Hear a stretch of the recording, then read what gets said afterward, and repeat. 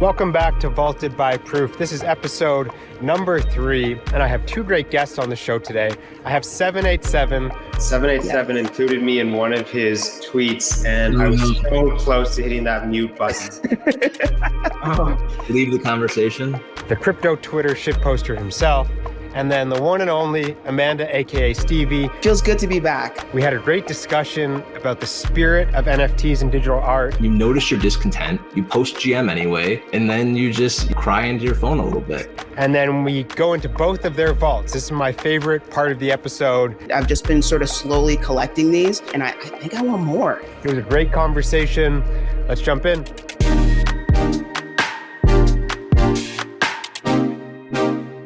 Welcome back to Vaulted by Proof. This is a show about collecting and creating digital art. I'm Eli Scheinman, Director of Art at Proof and Yuga Labs, and we have a really fun and special episode today. I have 2 guests. Once again, I have Amanda, aka Stevey, who does all things community art at Proof and Yuga. Amanda, back on the show. Yes. Feels good. Feels good to be back. I missed having a show like this, and I hope I can come back. I'm taking over your throne. Just letting you know. We'll see how today goes. One thing at a time. And then we have the one and only 787, one of my absolute favorite commentators, shit posters. I don't know. Would you consider yourself a KOL? Yeah, not quite KOL status, but it's great to be here. Thanks for having me, guys. I don't look as good as you and Amanda, but nonetheless, thanks for having me. All right. Well, I'm really excited to dig in. As you guys know, this is a show primarily about collecting. So, Amanda, let me start with you. Share one item, one NFT that you've collected recently and want to share. Absolutely. All right. Let me share my screen. Yeah. My pick, the last thing that I have collected is hexagons by Nyx. Okay. Nyx is a community member. I've known him for a long time through Moonbirds and the Proof Collective, and he is doing something just really cool. As this is now the 3rd episode, we've talked about base 3 times now. I think it's clear that it's going to be an L2 summer. It's clear that this is a really great platform for emerging artists to just explore and experiment. But what I really, really love about Nyx's project is just the amount of effort that he put into everything. We all know I'm kind of an on-chain maxi. I love an extra level of effort. I love a little extra level of nerdiness in my art. And I think he's just really sort of checked all the boxes. He created his own website, created a little bit of lore, named every palette. Everything just feels very special and, from his heart. It was a cheap-ish mint, it was 0.01 or so on base. Yeah. Happy to support him. And I'm excited because reveal is tomorrow, and I'm excited to just see what happens. But this one was an easy mint, an easy one. I love it. That's such a good call out. And we love Nyx, of course. Okay, 787, what do you have for us? Yeah, so I will share my screen as well, if you bear with me. Yeah. There's not always a ton of love for photography in the space, so I wanted its moment. This is a mint that I just minted this morning, actually, by Kyle Hoffman. He's a photographer out of Australia.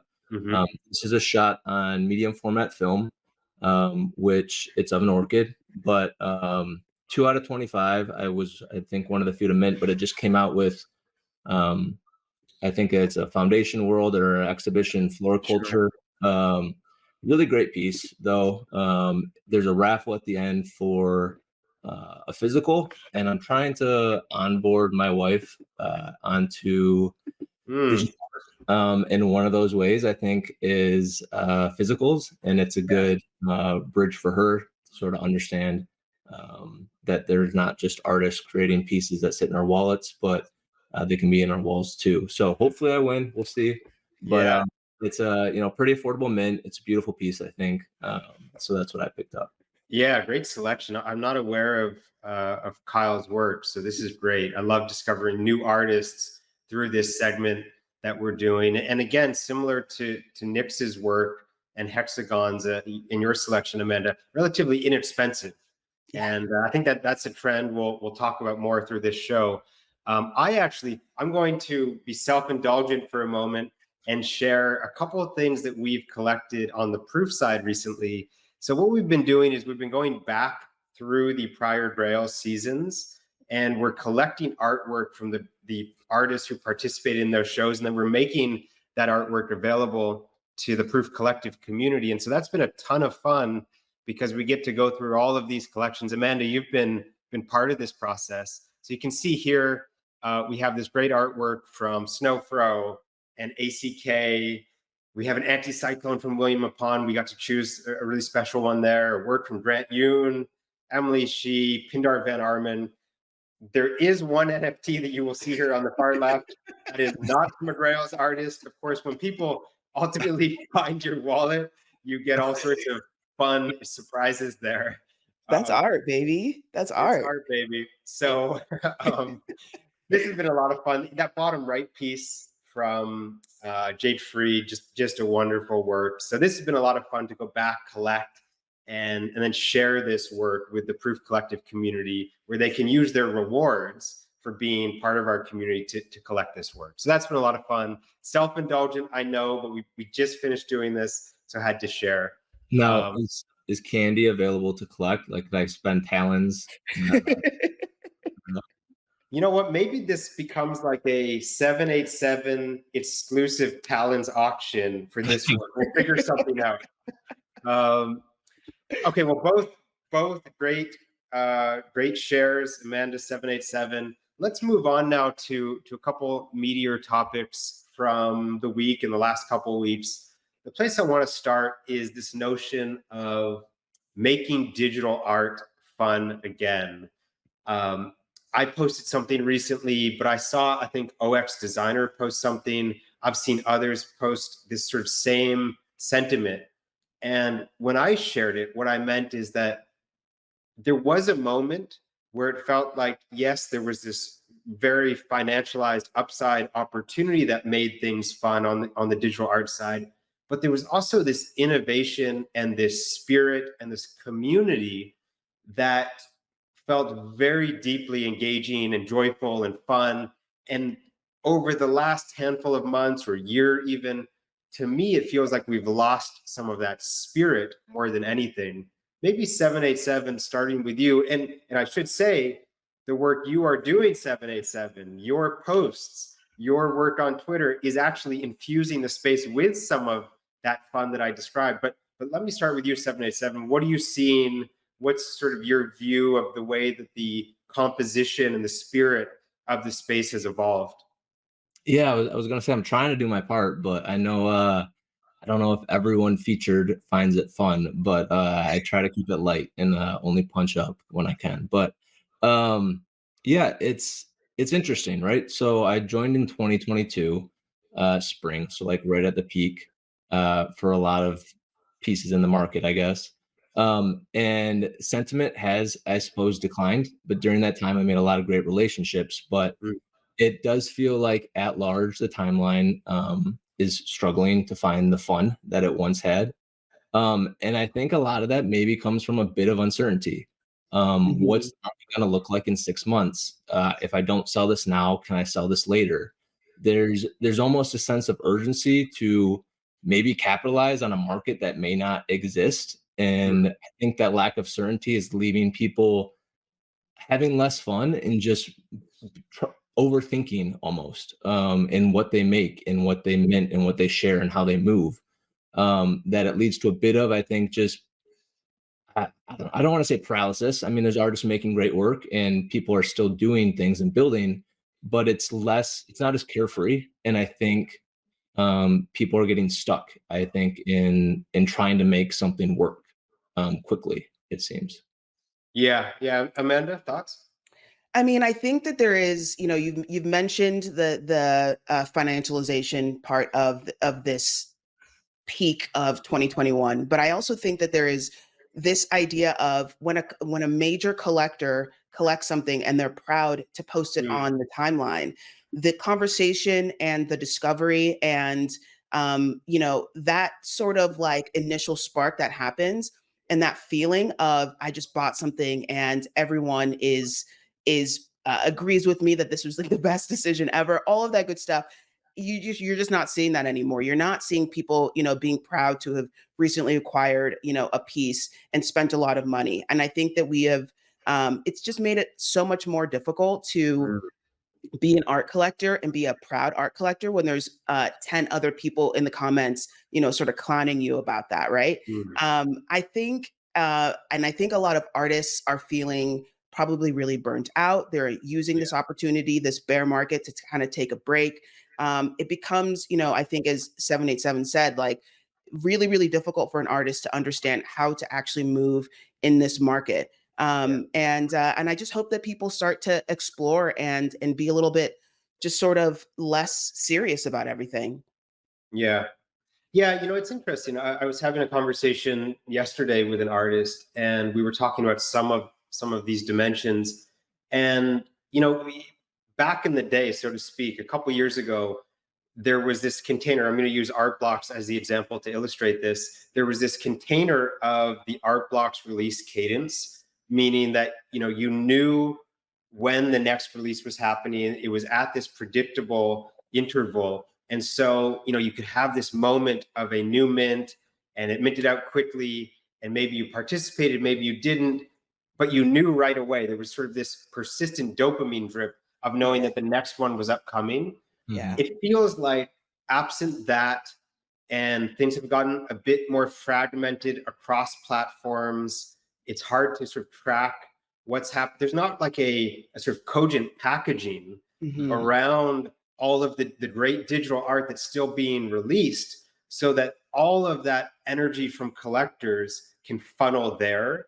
And so by extension, it's sort of the energy is sort of diffuse, and you lose that collaborative fun element of participating in something together in some ways.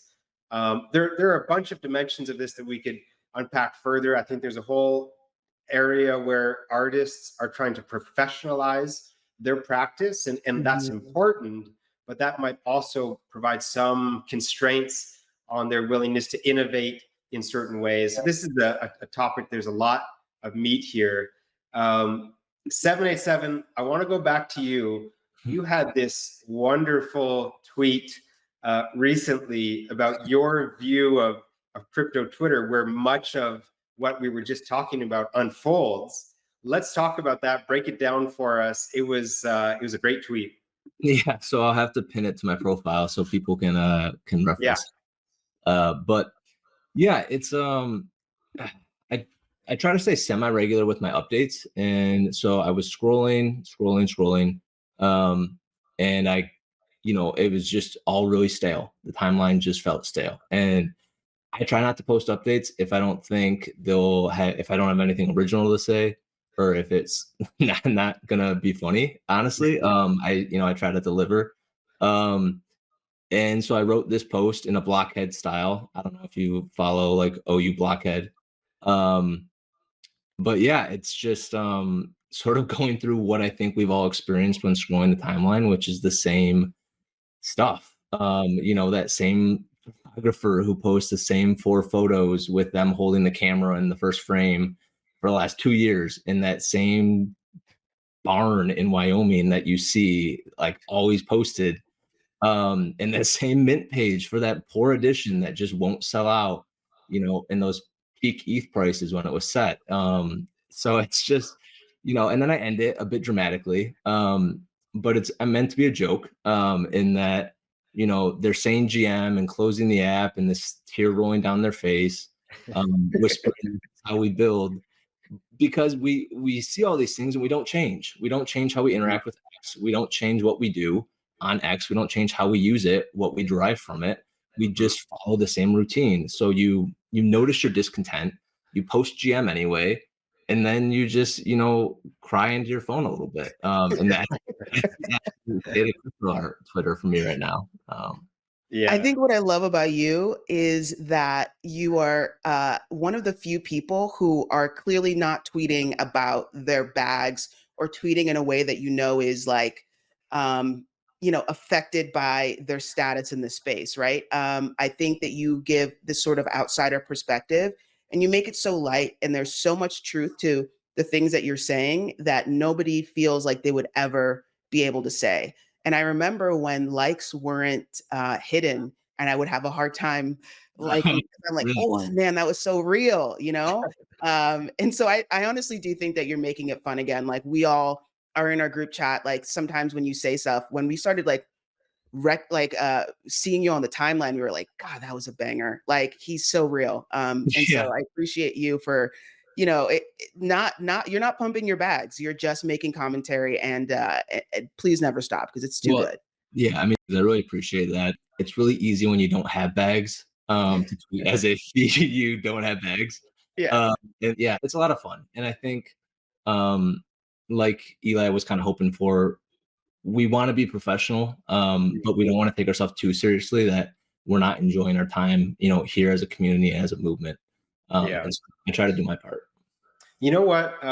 So I love this conversation. There are, so I, the elements of that tweet, I think definitely hit home, or certain elements of it do. But there of course are some artists and many artists who betray the things that you're saying, meaning they calibrate off of what they're seeing in the space, and then on that foundation, of course, they innovate. Thank you, X. Actually, is someone, Ryan, who comes to mind here. Like, he is always sort of so finely attuned to what's happening that he's typically one step ahead in terms of where he goes. So, he did an Ordinals release very early, before it was a thing for most people. And it's those types of artists, and it goes back to our initial conversation, those types of artists who are in the weeds, so to speak, meaning have this understanding of the space and the market, and then have the courage to be innovative and try something new and be the first to do something. So I think we would all probably love to see more of that. I'm going to share my screen just for a moment, because this tweet hit my timeline this morning. It's ironic. Elon saying would be lovely to see more accounts on X simply posting beautiful content. I think the three of us would probably agree, like, yes, true. Yeah. But also, like, fix the algorithm so that we can see more beautiful content. Yeah. Go ahead. No, I'm just saying it's absolutely crazy, like, how bad the algorithm has gotten. My For You page is just absolute trash. Like, I have to scroll so quick because I don't want it to catch that I even like looked at it for a second, because it's just going to ruin my algorithm. But I'm happy to say that, like, there was this tweet over the weekend or a couple of days ago about, muting certain people. And I took that to heart, and I, called a couple of people and muted them. And, now my following page is perfect, so so I think you just got to call the algorithm. And yeah, Elon. I don't think I ever made those connections. Yeah, fix that algo. Yeah, the mute button is a powerful one. 787 included me in one of his tweets, and I was so close to hitting that mute button. Leave the conversation. Yeah. Leave this conversation. Yeah.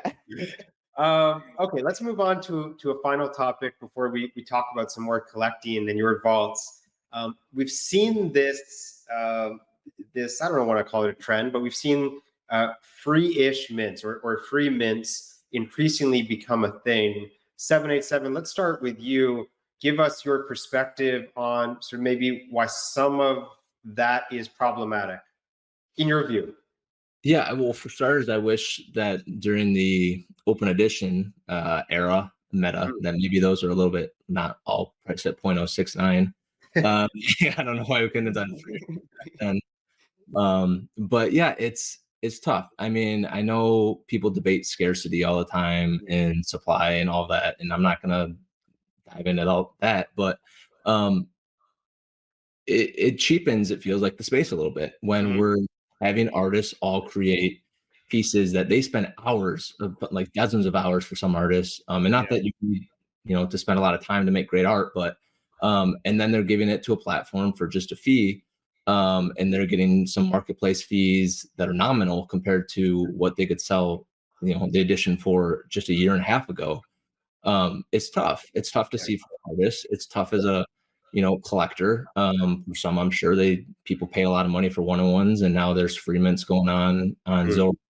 And so it causes questions, I think, of like the long-term sustainability of this practice. And then it just, you're not collecting as thoughtfully, honestly. You're just minting, throwing stuff in your wallet, and then you don't look at it again. I'm not connecting with all the free mints that I'm minting. So yeah, I mean, Amanda, go ahead. I'd love to hear your thoughts. I mean, I feel like if it wasn't for free mints or free-ish mints or cheap mints, anything like under 0.01, I may have not collected anything during this bear. There is something to be said about, when you just mint 11 of a certain thing, and it's like, why did I need 11? I don't know. Maybe they'll burn it, and maybe it'll be a thing, and I don't know. And so I completely agree that like there is no need to mint like a ton of things, but sometimes it is just fun to show your support to an artist, know that you can be a collector, and maybe it becomes part of this like bigger collection of that artist's works, right? Like you have some of their one-of-ones, you have some of their free mints, and I mean, I'm sure XCopy has had some free-ish mints, or actually free mints that are now super valuable, right? I mean, obviously they were much smaller size collection, but I think that there's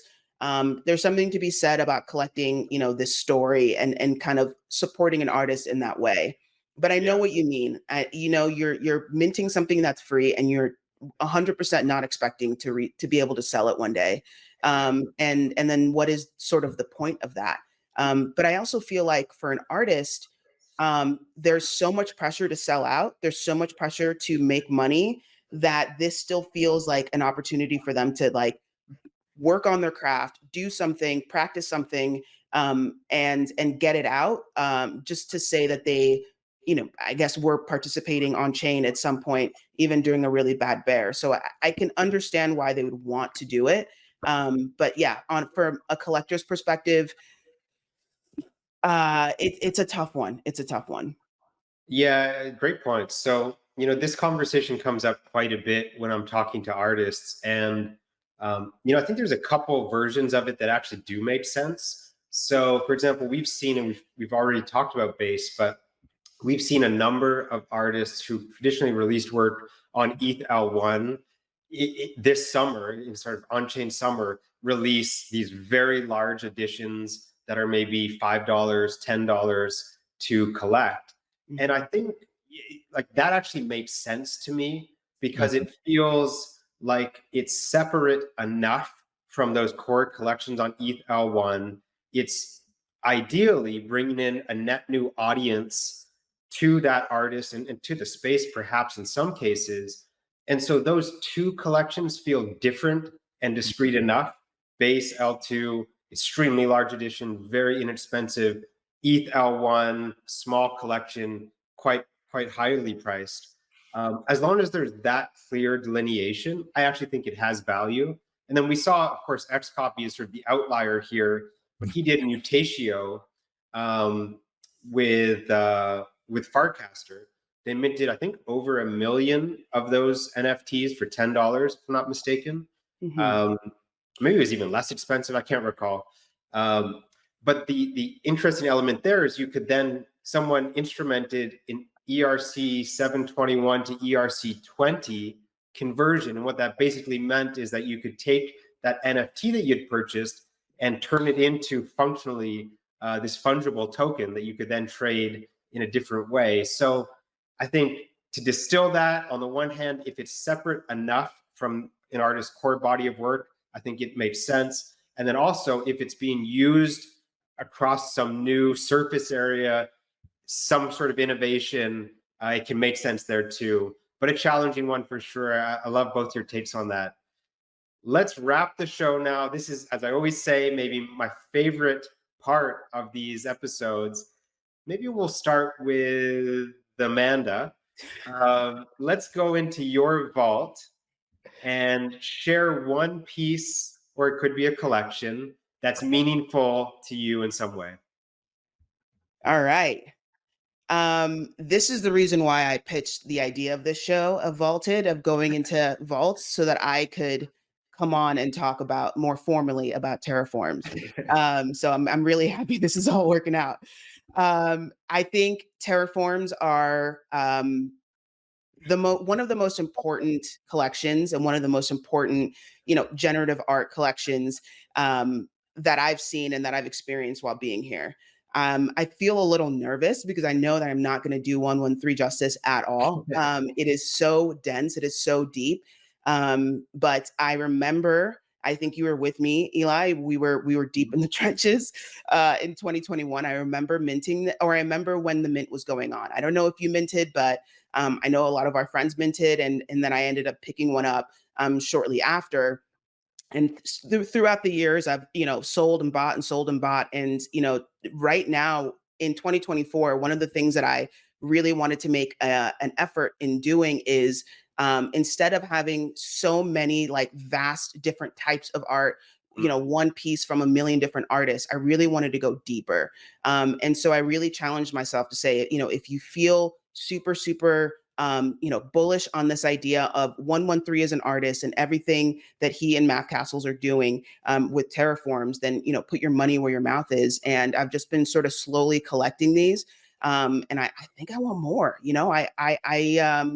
it feels very sort of obvious to me. But I'm just a big fan of just, again, that extra level of effort, a little extra level of lore, all of the amazing like community created tools and websites that have been built around it, the education that 113 is really providing for his collectors and his community, his insane tweets.